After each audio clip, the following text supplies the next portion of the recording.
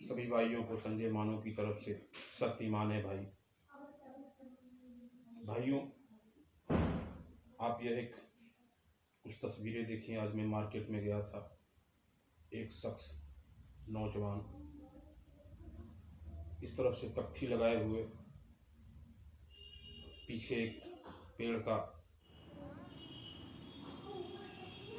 Box लिए हुए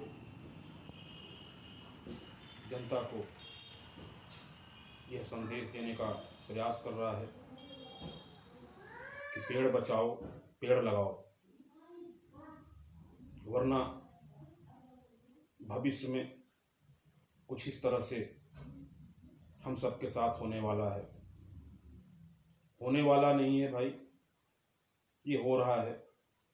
और जो कुछ भी हो रहा है, यह क्यों हो रहा है, कौन लोग कर रहे हैं, इनकी क्या मंशा है, आइए कुछ जानते हैं। तो जैसा कि विश्व के जो टॉप पे बैठे इलिट्स लोग हैं, पूंजीपति लोग हैं, यूरोपियन लोग हैं, जिनकी मंशा है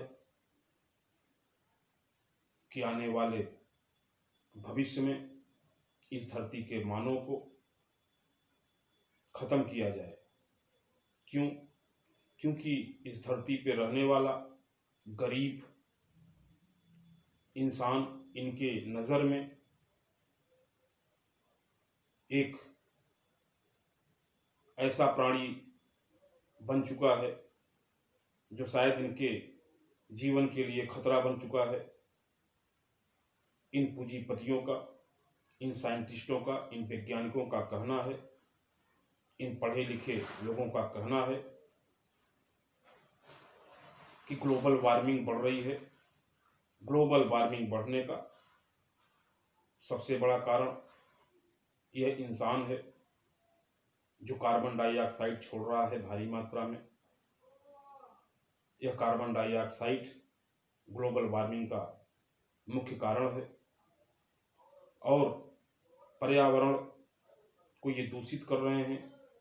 ये हमारे संसाधन को फालतू में व्यय कर रहे हैं। तो ऐसे लोगों को जो गरीब कहते हैं कि गरीबी का मुख्य कारण आबादी का विस्फोटक होना, आबादी का बढ़ना, ये मानते हैं, पर ये नहीं बता रहे हैं कि आज यह ग्लोबल वार्मिंग क्यों बढ़ रहा है, इसका मुख्य कारण क्या है। आज धरती पर लाखों पेड़ हर साल कौन काटता है? यह गरीब काटता है? यह मजदूर काटता है? नहीं, ये पूंजीवादी साम्राज्यवादी व्यवस्था, जिन्होंने शिक्षा पढ़ाई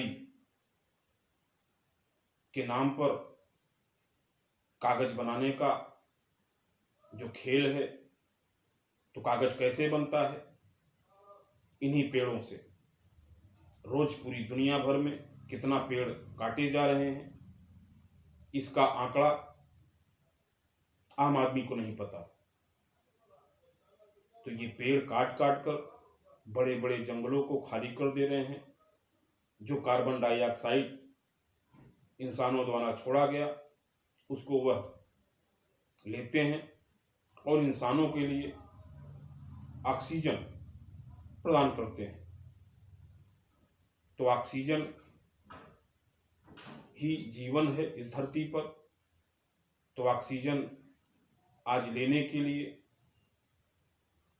अब इन्होंने हमारे मुंह पर बिल्कुल बंद कर दिया है, ढक दिया है, कानून बना दिया है कि आप मुंह बांध कर रखिए, नाक को बांध कर रखिए।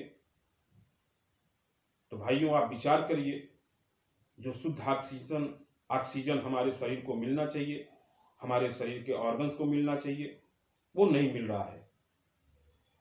मात्र 20% ऑक्सीजन हम ले पा रहे हैं। लोग 10-10, 12-12 घंटे मुंह ढककर, इनके डर के मारे कि हमें जुर्माना देना पड़ेगा, लोग दबाए हुए हैं। और लोगों का ही कार्बन डाइऑक्साइड, लोगों का बैक्टीरिया, लोगों का वायरस जो उनके द्वारा सांस के द्वारा छोड़ा जाता है, वह उसी कपड़े में जाके इकट्ठा हो रहा है, फिर वही हम जो सांस ले रहे हैं फिर हमारे शरीर के अंदर जा रहा है। तो इसलिए हमारा ऑक्सीजन लेवल कम हो रहा है शरीर का, और ऑक्सीजन भरपूर न मिलने की वजह से हम कैंसर की तरफ बढ़ रहे हैं, हम किडनी फेलियर की तरफ बढ़ रहे हैं।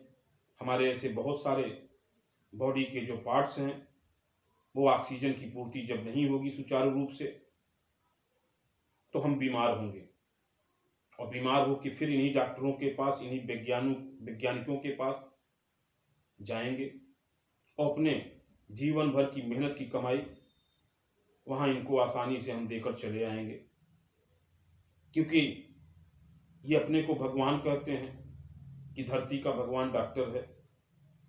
तो यहाँ दिखाई दे रहा है इस समय कि आज इस धरती पर 90% डॉक्टर डाकू हो चुके हैं, शैतान हो चुके हैं, जिन्हें इंसानों से कोई मतलब नहीं है, उन्हें सिर्फ पैसे चाहिए। और 10% जो डॉक्टर ईमानदारी के साथ मानव हित के लिए, मानव सेवा के लिए यह पढ़ाई पढ़ी, उसका इस्तेमाल करना चाहते हैं, सही जानकारी लोगों तक पहुंचाना चाहते हैं, आज ऐसे लोगों को, ऐसे डॉक्टरों को इस समाज में कोई सम्मान नहीं है, इनकी कोई जगह नहीं है, कोई पेट नहीं है।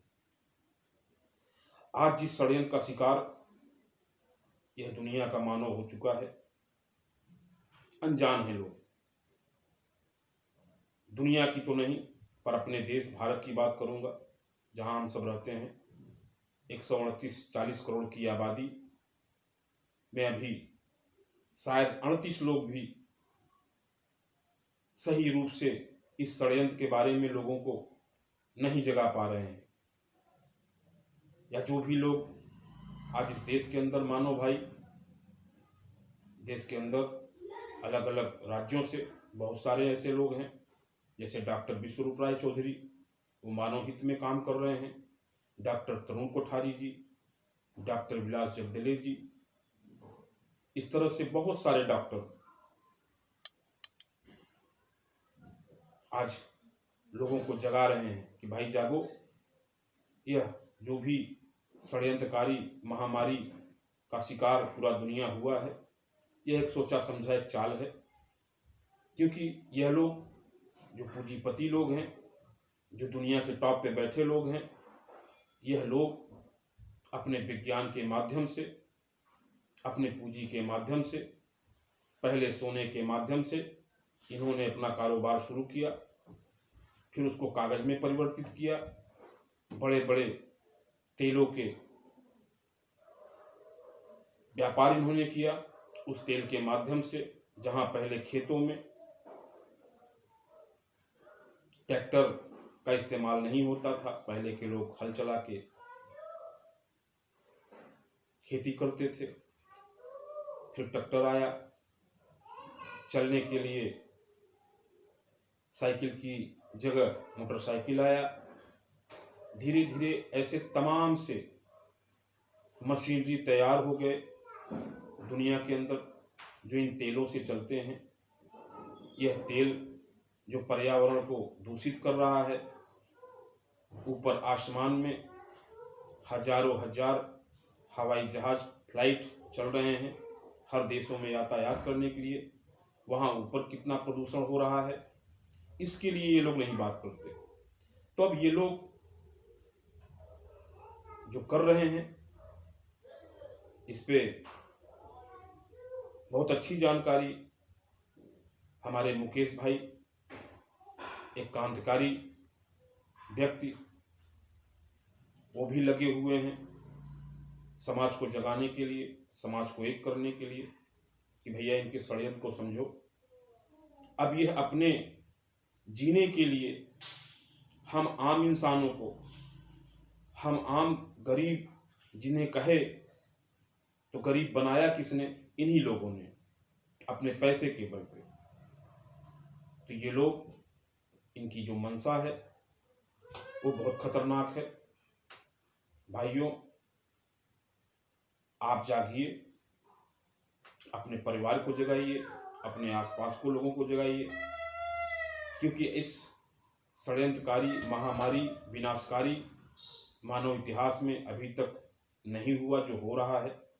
इसको समाप्त करने के लिए हम सबको एक होना होगा। सत्य ईमान है भाई।